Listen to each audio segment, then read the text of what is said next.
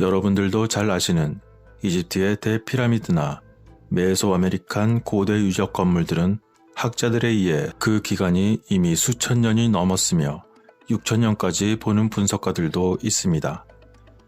그리고 지구상에서 오래된 건축물로 이름이 유명한 거석 사원들도 기원전 1만 년 전후로 추측하고 있습니다. 그런 가운데 남아프리카 공화국의 모잠비크 마푸토 항구에서 서쪽으로 약 150km 떨어진 거대한 석조 도시가 발견이 되었습니다. 고대 도시의 일부로 생각되는 이곳의 유적은 그 시기가 무려 20만 년 전으로 추정되는 신비한 구조물들이 포진되어 있었습니다. 약 1500평방킬로미터로 추정되는 대도시는 지금으로부터 약 16만 년 전에서 20만 년 전에 지어진 것으로 연구되었습니다. 그런데 이 고대 유적은 지구상의 다른 곳들과 마찬가지로 매우 거대한 원으로 형성되어 있었으며 그 대부분은 돌로 이루어져 있었습니다. 그러나 그 대부분이 모래에 묻혀 있었기 때문에 높은 하늘 위에서 보거나 또는 위성에서 찍은 사진으로 볼 때만 그 윤곽이 더욱더 확실해집니다. 그런데 이러한 놀라운 고대 도시는 무려 10만 평방킬로미터 정도로 추측되는 훨씬 더 넓고 큰 도시 간의 네트워크의 일부로 생각된다는 점입니다. 또한 이 고대 공동체의 조직적인 특성을 분석해 볼 때 계단식 농업과 연결되는 확장된 도로망은 당시 이곳의 대도시가 매우 고도로 발달된 문명의 본거지임을 암시하고 있다고 합니다. 일단 이곳에서 발견된 원형의 벽은 1500제곱킬로미터로 추정되고 있는데 그 각 벽의 높이는 3에서 5m에 불과하지만 그것은 현재의 높이이며 고대 당시에는 그 벽의 높이가 훨씬 더 높았고 오랜 세월의 날씨에 의한 침식으로 인하여 이곳의 전반적인 부분이 영향을 받았을 것으로 연구되었습니다. 그런데 말입니다. 이곳의 추가 연구에 따르면 이곳 도시의 고대 주민들은 가장 단단한 벽에 상세한 이미지를 새겼다는 것입니다. 게다가 그 이미지들은 바로 태양을 숭배한 것으로 나타났으며 이것은 생명과 보편적인 지식의 열쇠로 여겨졌던 이집트 앙크와 같은 이미지를 새겼던 것입니다. 이 부분은 정말 놀라운 의미를 내포하고 있는데 여러분들도 아시듯 앙크는 생명의 열쇠를 의미하는 고대 이집트의 상형 문자라는 점입니다. 앙크는 이집트 미술에서 생명에 대한 단어를 표현하기 위해 가장 널리 일반적으로 사용되었으며 나아가 생명 자체의 상징으로 사용되기도 했었습니다. 이렇게 이집트를 상징하는 문명이 그 빛을 발하기 수천 년 전에 이러한 신들의 상징이 당시 지구에 어떻게 시작하여 그것이 이어지고 또한 존재할 수 있었는지 정말 궁금했었습니다. 일반 역사가들은 이집트인들이 이집트 신전벽에 새겨진 신들을 처음으로 숭배했었다고 굳게 믿고 있었습니다. 그러나 이러한 이집트의 대표적인 상징이 이곳 남부 아프리카 문화에서 발견이 됨에 따라 오히려 이집트가 이곳 아프리카 문화에서 그들의 믿음을 물려받았을 가능성이 더욱 커지게 된 것입니다. 현재까지 인류가 축적해둔 유물들이나 그것이 사라지기 전에 찍어둔 사진 속 증거들의 유래는 이러한 유적이 발견되고 확인되어감에 따라 이전에는 없었다고 여겨졌던 잃어버린 문명을 가리키고 있는지도 모릅니다. 게다가 그것은 수백 년 또는 수천 년 전이 아니라 무려 수십만 년 동안이라는 것이죠. 그런데 이 지역에는 앞서 말씀드린 내용과 함께 매우 흥미로운 특성이 또 있었는데 그것은 다름 아닌 바로 금광이었습니다. 이 지역 주변의 지질학적 측면은 인근에 위치한 수많은 금광으로 인하여 매우 흥미로웠는데 연구원들의 분석에 따르면 먼 고대에 사라진 이곳의 문명은 금을 채굴할 수 있었던 흔적이 있었으며 아마도 그들은 당시 이곳에 살고 있었을 것이라는 내용이었습니다. 이쯤 되면 여러분들도 이미 눈치를 채셨겠지만 아마도 그들은 고대 아누나키를 가리키는 것이 아닐까 하는 매우 강한 의심을 품게 만듭니다. 그러한 생각에는 문득 떠오르는 바로 수메르 문명의 기록입니다. 시친 박사가 그 기록을 해석하고 밝힌 그의 주장에 따르면 수메르 문서에 대한 고대 아누나키의 타임라인은 대략 다음과 같습니다. 기원전 45만 년 전 아누나키의 고향 행성인 니비루는 그 대기가 악화되기 시작했고 그들이 살아가는데 매우 열악한 상태가 되었습니다. 따라서 아누나키들은 그들 고향인 니비루 행성의 대기를 정상화시키기 위해 활용할 막대한 양의 금이 필요했습니다. 연구원들에 따르면 금 나노 입자를 사용하여 손상된 오존층을 복구할 수가 있다고 합니다. 그래서 아누나키들은 기원전 44만 5천년경에 금을 찾아 떠난 후 지구에 도착하였고 그들의 첫 기지인 에르두를 세웠습니다. 이것은 금을 채취하기 위한 그들이 페르시아만에 세웠던 첫 번째 기지였으며 니비류의 왕이었던 아누의 아들 엔키가 이끌었습니다.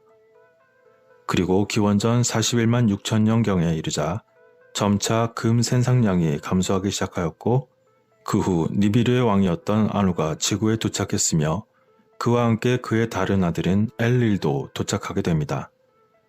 그들은 아프리카에서 많은 금이 존재하는 것을 추가로 확인한 후 채굴을 하기로 결정하고 아프리카에서 본격적인 금 채광을 진행하였다는 것이죠. 그렇게 채광된 금들은 정제가 된 후에 소위 배 또는 운송수단을 타고 지구 밖의 전초기지에 보내진 후 그곳에서 다시 니비루의 대기를 회복하기 위해 자신들의 고향으로 그 원료를 보내줬었다고 하는 이러한 대략적인 내용은 마치 공상과학 소설처럼 보이기도 합니다.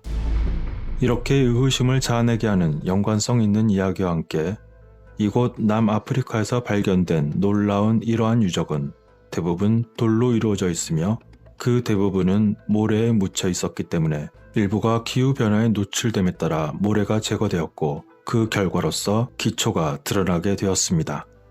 이곳을 공식적으로 처음 발견한 텔링거라는 사람은 그 자신도 상당히 개방적인 사람이라고 생각했었지만 이곳에서 발견한 것을 그 자신이 스스로 이해하고 납득하는데 1년 이상이 걸렸다고 합니다.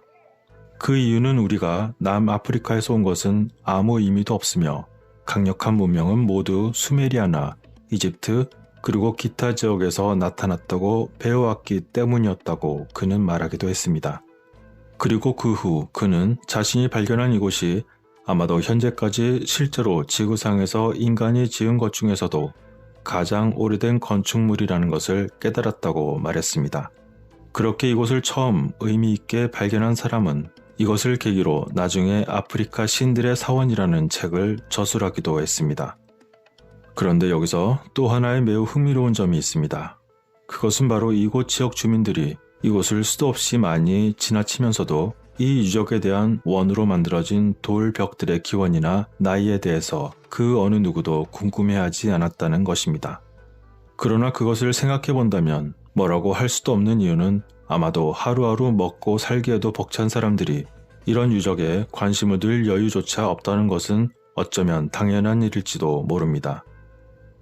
이러한 놀라운 발견은 시간의 안개 속에서 잃어버린 또 다른 초기 문명이 있었다는 것을 우리가 생각할 수 있게 해주고 있습니다.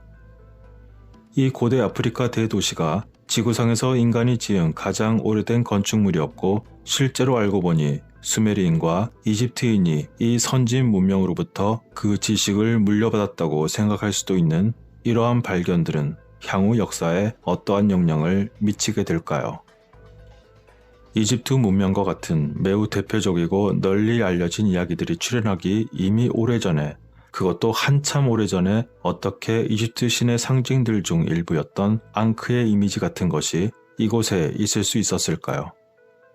하지만 아쉽게도 아직까지는 주류 이론가와 역사가분들이 여전히 이곳 남아프리카 지역에 대한 심층적인 연구를 수행하거나 또는 이전의 주류 역사에서 굳건히 세웠던 역사에 대한 가정들을 버리고 싶어하지 않는 것처럼 보여집니다. 물론 그렇지 않은 분들도 분명히 계실 것으로 믿고 있습니다. 어찌되었건 이러한 놀라운 발견에 따라 어쩌면 이들은 최초의 호르스새, 최초의 스핑크스를 조각하고 최초의 피라미드를 건설하였으며 그 모든 것의 중심에 서서 정확한 달력을 만든 사람일 수도 있을 것입니다. 그와 관련하여 한편 이곳 아프리카에 아담스 캘린더라고 불리는 지구상에서 가장 오래된 인공 구조물 중 하나로 여겨지는 돌이 있는데 이것은 아프리카의 스톤헨지라고도 불리며 스톤헨지와 기자의 대피라미드보다도 이미 수만 년 앞서 있다고 합니다. 아프리카 장로들에게는 태양의 탄생지 또는 인잘로 일랑가로 알려진 이 지역은 북쪽 남쪽, 동쪽 및 서쪽의 기점과 춘분 지점에 정확히 정렬되어 있었고 일출을 향해 정렬된 그것의 서쪽에는 땅에 이상한 구멍이 있었는데 그것은 몇 주 그리고 몇 달 동안 측정하고 관찰한 결과 돌의 달력이라는 것이 확인되었던 것입니다. 이 유적지에서 다양한 천문학적 정렬이 확인되었으며 이것은 아마도 세계에서 발견된 것들 중 여전히 완벽하게 기능하는 온전한 거석 달력의 유일한 예가 될 것입니다. 처음에는 7만 5천 년 이상 전에 지어진 것으로 생각되었던 이곳의 거대한 석적 관측소는 오늘 소개해드린 고대 유적단지와 함께 현재 20만 년이 넘은 것으로 연구되었습니다. 한편 이와 관련하여 스톤서클과 아담의 달력에 대한 가장 최근의 흥미로운 발견은 그 아래에 있는 지구에서의 암석의 소리 주파수인데 현대 기술을 통해 과학자들은 매우 특이한 현상을 발견하였다고 합니다. 그곳의 돌 아래에 있는 땅속에서 만들어진 지구의 소리 주파수를 감지하고 그것을 측정한 결과는 매우 놀라웠다고 합니다. 전기를 전도하는 원 내부에서 만들어진 음향 특성이었던 돌 아래에 있는 땅의 소리 주파수가 그것이 땅의 표면으로 떠오를 때 신성한 기하학적 꽃 모양을 하고 있었던 것입니다. 하지만 아담의 달력에 관해서는 누가 그것을 만들었는지, 그들의 문명은 어땠는지, 어떻게 그렇게 정확한 측정으로 그것을 구성했는지를 포함하여 아직 이해되지 않은 것들이 매우 많이 남아 있습니다. 이처럼 오늘의 주제인 남아프리카 공화국 모잠비크 마푸토 항구에서 서쪽으로 약 150km 떨어진 거대한 석조 도시를 포함하여 아담스 캘린더와 같은 원형 석조 유적들, 그리고 고대 도로와 농업 테라스 및 수천 개의 고대 광산들 중 대표적인 것들은 아마도 현재 최초의 사람들이라고 부르는 사라진 문명이 남긴 것일지도 모릅니다. 아마도 이들은 지구에 있는 에너지장에 대한 고급 지식을 가진 오늘날의 모든 인간들의 조상이었을까요? 그들은 가장 단단한 암석에 상세한 형상들을 새겼고 태양을 숭배했으며 이집트인이 빛을 발하기 무려 20만 년 전에 이미 생명과 보편적인 지식의 열쇠였던 이집트 앙크의 형상을 최초로 조각하기도 했습니다. 이러한 발견들은 아무리 숨긴다고 해도 결국에는 모두 드러나고 의심할 여지 없이 고대 인류 역사를 다시 쓰는 촉매제가 될지도 모릅니다.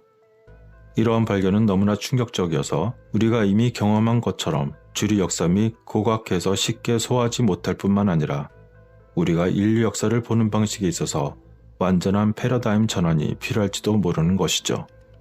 이렇게 발견되지 않는다면 어느 곳이 더 먼저 생겨났으며 어떤 곳이 그들의 영향을 받았는지 그 순서가 뒤죽박죽 될 수밖에 없을 것 같습니다.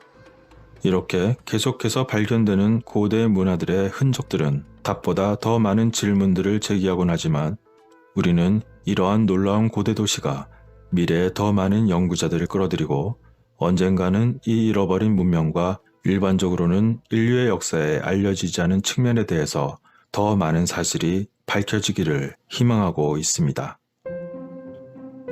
여러분들의 생각은 어떠신가요? 오늘의 이야기는 여기서 마치도록 하겠습니다. 끝까지 시청해주신 분들께 깊은 감사를 드립니다.